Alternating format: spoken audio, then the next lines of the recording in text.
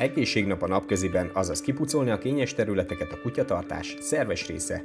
Tudniillik, Niki nem csak kozmis, hanem táplálkozási és életmód tanácsadó is, amiről röviden azt lehet tudni, megkönnyebbítheti a kutyátokkal való együttélést, megalapozhatja az egészségét, segíthet megelőzni a fajtára egyedre jellemző betegségek kialakulását, támpontot nyújt a fajtának való aktivitások fizikai és mentális fárasztási lehetőségek sportok terén.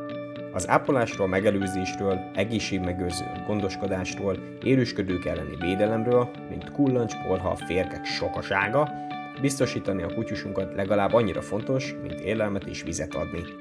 Minap egy karom, fül, szemápolós kört tartottunk, ami kutyusonként nagyjából 3-5 percet vesz igénybe, ebben benne van az együttműködéshez társuló szoktatási tréning is. A cél nem az, hogy túl legyünk rajta, nem is csak annyi, hogy elviselje, hanem megértse a kutyus, a kooperáció számára is megéri.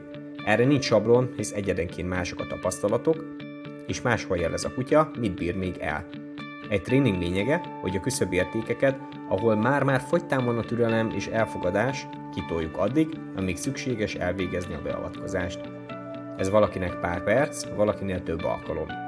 Mindazonáltal észrevenni apróságokat, ami akár komolyabb egészségügyi bajokat rejthet magába. Ha azt látjuk, hogy a kutyus egyik oldali karma jobban kopnak, ez jelentheti csípő vagy vállézületi gondokat is.